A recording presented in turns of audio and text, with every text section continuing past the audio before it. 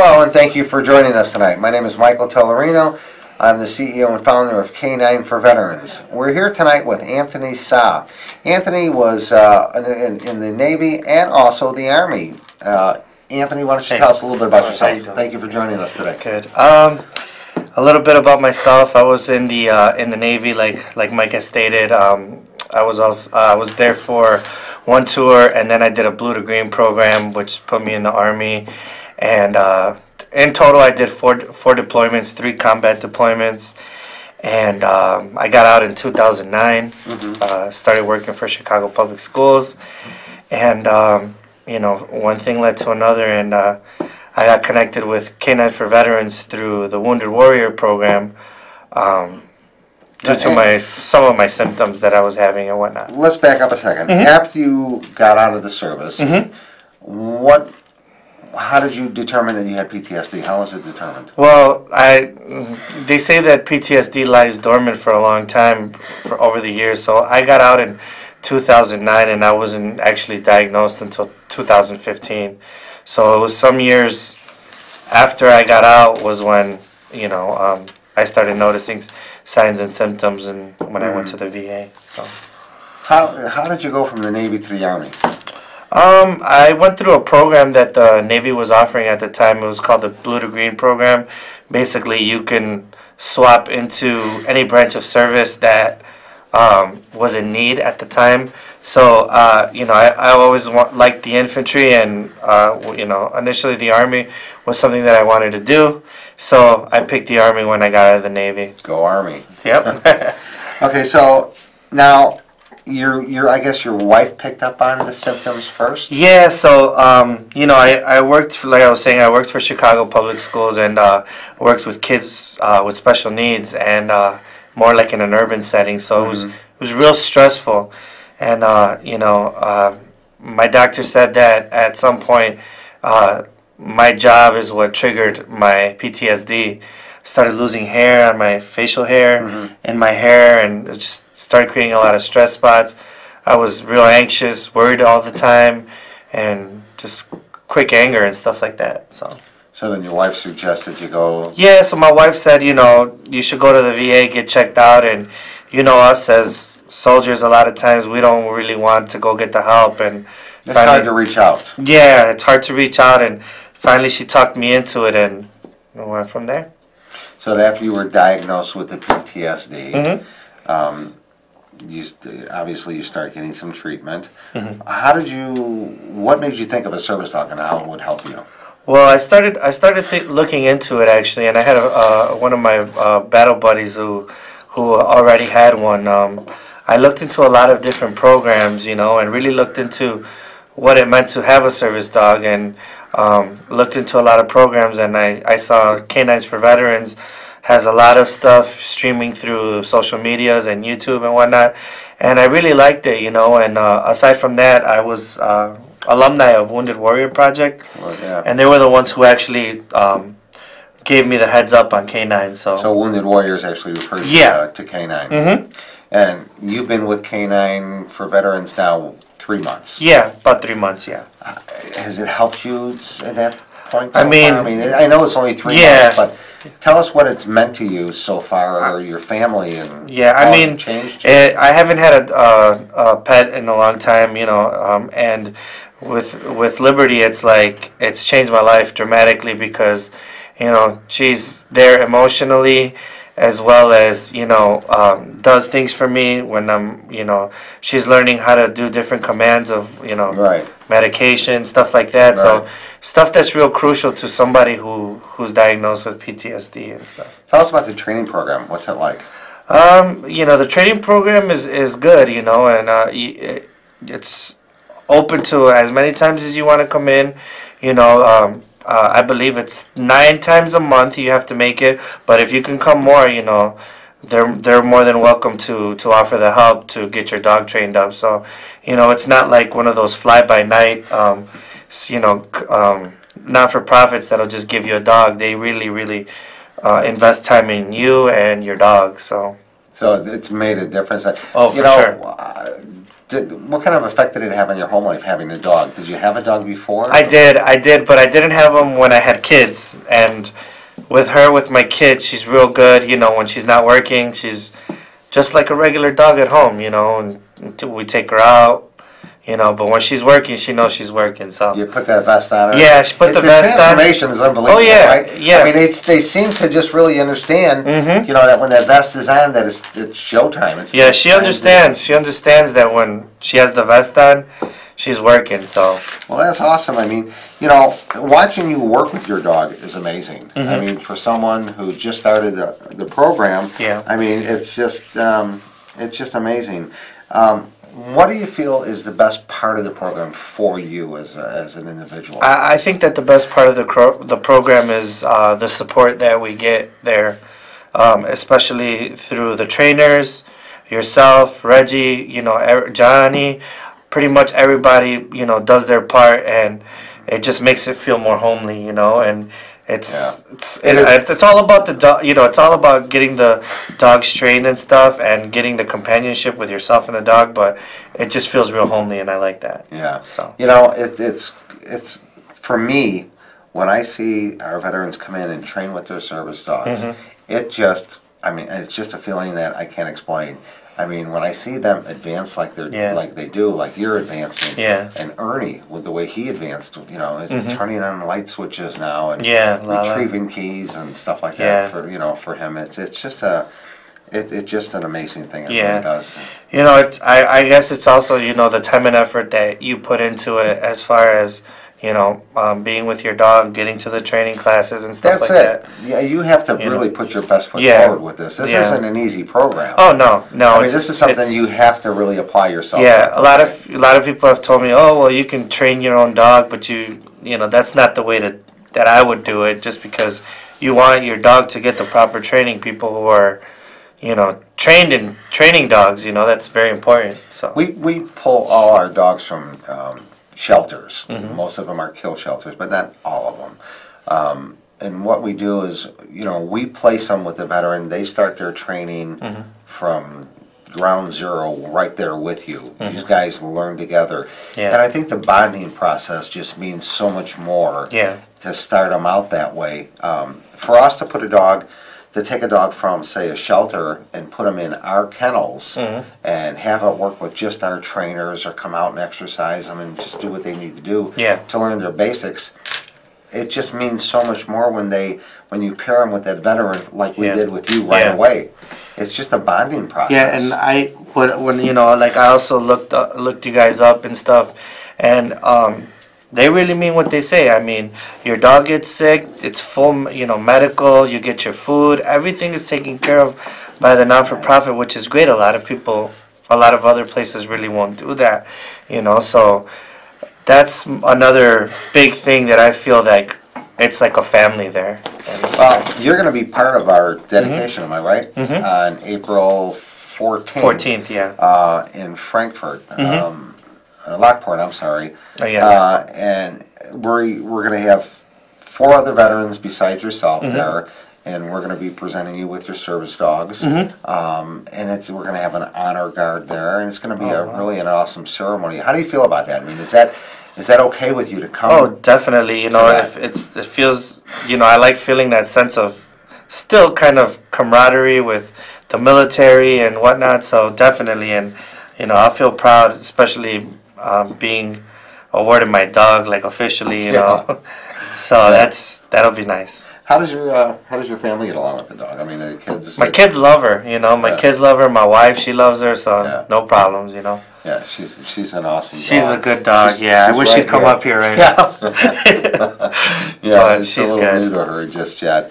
But you know what? The important part is that, you know, you feel better about what you're doing. Your day-to-day life is changed. You know, having your service dog, it gives you maybe some confidence that you didn't have when you go out in public. Yeah, and that's the thing. Like, I was always afraid of, like, going into places with, you know, a lot of people, you know. And how's that changed now with you? Now it feels good, because, you know, she blocks for me. She does all those things that, you know, you wouldn't even think would help you, and it definitely does, because it kind of keeps the distance from you and other people. So Yeah, and I also talked to a number of veterans who had a service dog, and when they would walk into a crowded room, they would go to the furthest point in that room, away from everybody, and just sort of isolate themselves from everyone in that room.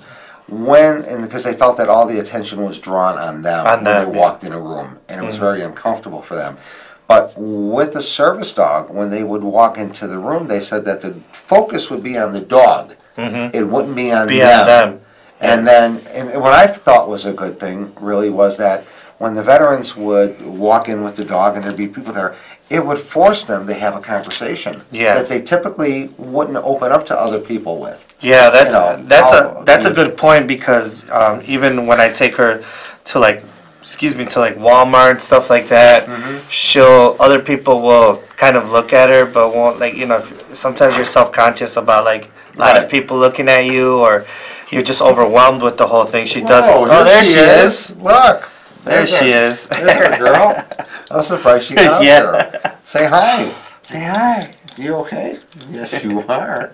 But anyway, that's what I've gotten from a lot of conversations, that it was basically forced them to open up to people that they wouldn't typically do. Yeah, it does, especially to talk and stuff. Yeah, so that's a good thing, right? Because the first thing, definitely, because the first thing they ask is, can we pet? How old is your dog? What kind of dog? So it opens up some decent conversation, That's a good thing, you know what I mean? What about, what would you recommend to veterans who don't realize what they're going through, that they have PTSD? What would you ask them to do? I would ask them, because a dog, and even a service dog, it's like having another child. It's a big responsibility, so that first and foremost, look into that, saying, can I be with the dog at all times? Can I coexist every single minute of almost my daily life with the dog? That's big, and it's a lot of responsibility. Oh yeah, to have a dog to begin with. It is a responsibility. It really is. And to the training with the dog is it demands a lot of time too. Yes, it does. A lot of dedication. A lot of dedication. So you got to look into all those things before you decide, do I really want to get a service dog? And just going through the loops, like getting your doctor's letter, because K9s is by the book. They do the doctor's letter, DD-214, everything. So just make sure you got your paperwork and stuff like that. To us, it's, I know for us, it's just as important for the dogs that we rescue from the shelters, that they're placed in a good home, and it's just as important for the veteran to have a good dog. So it's we care about both. And that's our purpose, is to make sure that the dogs have a good home, and the veterans are are right for that dog and stuff like that. And it's just a good fit. Like I said, to see the transformation in some of our veterans when they come through that door, and they're like, oh, I don't know if I could do this. Because even physically it helps you, because you have to walk your dog, so you I take 45-minute walks with Liberty every day. God bless you. And I've noticed I've taken off a little weight, so it helps your lifestyle too, your health. So gets you out of the house too. So. Look at it. Not that she can't stop from getting up. Well, that's good. I would, you want to say hi? Anyway, you know what? To have, just for the people at home, I'm going to put on the screen, we're K9 for Veterans, NFP. We're located at 5430 West Roosevelt Road in Chicago. Our phone number, as you can see, is 773-854-1000. You can find us at K9sd.org. If you know of a veteran who has been diagnosed with PTSD and he may need some help, have him give us a call. We'd love to talk with him and find out more about how we can service our veterans and stuff. So basically, it has changed your life. It has made a difference in your life. Definitely. I know that, she's really being happy now. So tell me some more about yourself. Right now I'm just I'm currently, just working on getting my dog trained up, and that's my main focus, to where the level where she's actually getting my medication and stuff, working with Kat and Kat's and an awesome trainer. yeah, All, oh yeah, Rachel's awesome. Rachel all too. Trainers. Kat and all- Rachel. I forgot the young man who helps Rachel out, but I forgot his name. Yeah. But they all have a big part in this, and I'm just looking to learn more as well with my dog. Well, like I said, the improvement you've made in the last 3 months has been unbelievable. Having you guys at the center, and the center is open 24 hours Yep. a day to the veterans. We have a complete full kitchen there. Our veterans can come in at any time, sit, and they could just have a cup of coffee and talk, make something to eat. We have movie nights once a month for our veterans, and it's no training involved. It's just to get together with the veterans, so there's camaraderie with all the guys there. Yeah. It's a good program. Again, what would you recommend? Again, and I want to get back to Yeah. that because I'm sure there's veterans out there. I'm sure there's veterans out there that have PTSD, and maybe. Is there a stigma attached with having a service dog? I think it's just it's not a stigma, I don't think, but it's more like a lack of knowledge. Like, the VA really doesn't put out a lot of information about service dogs and stuff. You have to go to different NFPs and just get more information for yourselves, Right. Or someone maybe you served with, and that's where you get good information about service dogs, So Yeah, so you weren't worried about this stigma being attached? No. It's a weakness, or why do I need a service dog? Yeah, no, I didn't really have that. I knew that she would, a dog would be a great help. So Yeah, I mean, So- you could tell she's oh yeah, she's always by your side.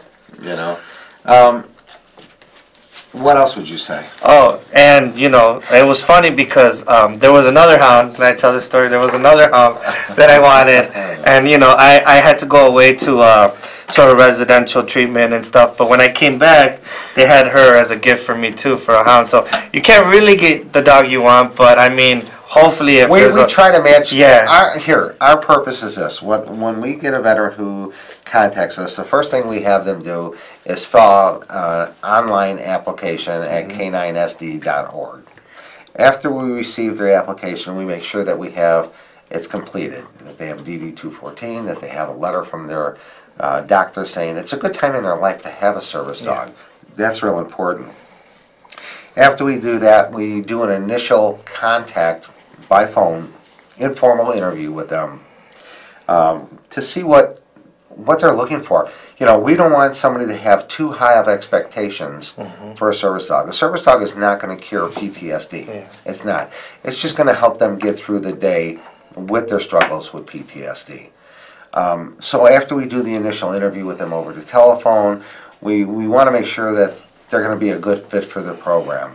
And that they're looking for a service dog for all the right reasons, and their expectations aren't way up there, okay? And after we do that, then we have our trainer typically call the veteran and find out what their lifestyle is. We got some veterans that are like, they're just not very active. We've got some guys like yourself that'll do a 45-minute walk, or they do a lot of outdoor activities and stuff. Yeah. So we want to make sure that we match that kind of dog up with that specific dog breed with the veteran. And after we do that, we send our trainers out looking for just the right dog. We send our trainers out, and they have certain tests that they have to pass before we'll pull them and put them in our program. And and hopefully it's a good match, between the two. And not always. And fortunately, we're also Paws, Illinois. And if we can't find a forever home for that dog, if it doesn't fall into the program, what we'll do is we'll find a forever home with the family. So the dog's always with us. Once we pull that dog, it's always ours. Yeah. We're always responsible for that dog. And again, if you know any veterans that need help, please have them contact us. They can come in, they can talk to other veterans who are going through the program, so they can see if it would be a good fit for them.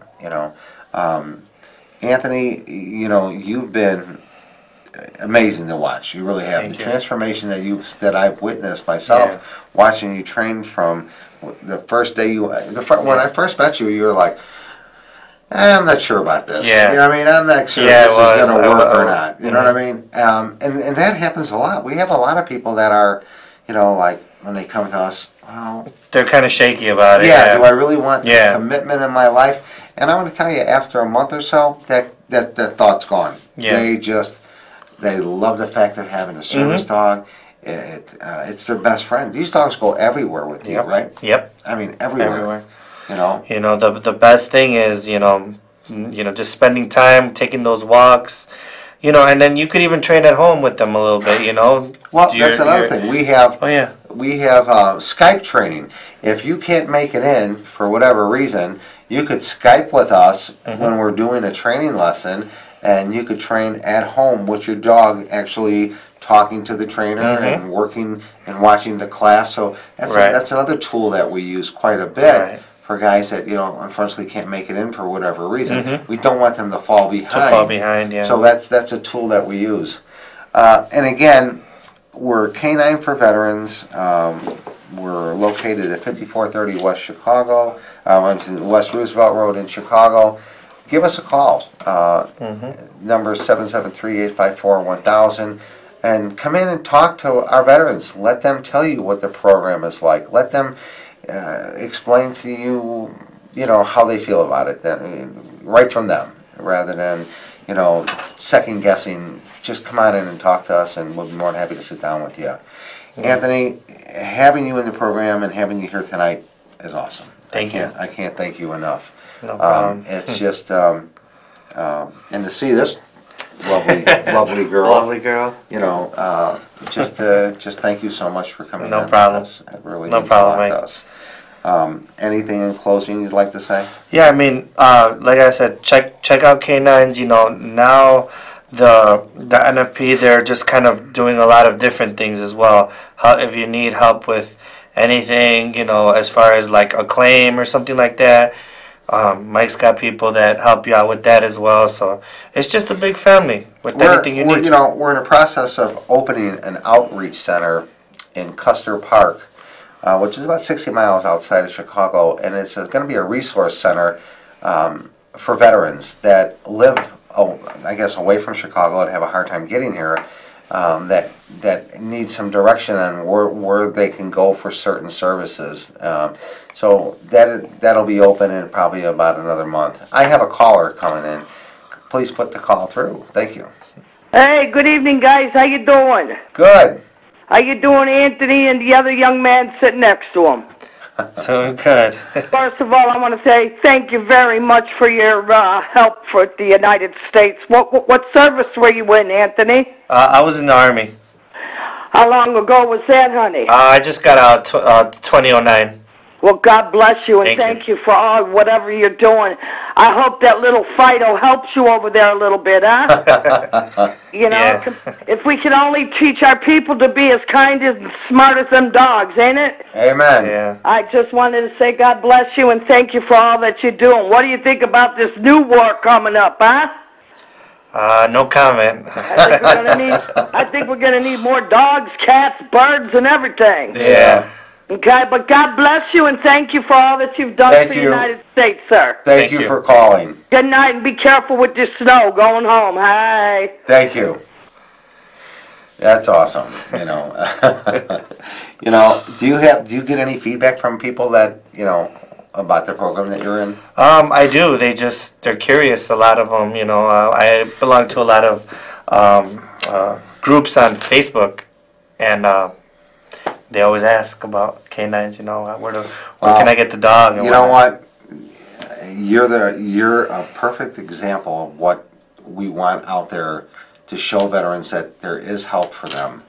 That the hardest part is to reach out. Is that first step, and saying, you know what, I do need help.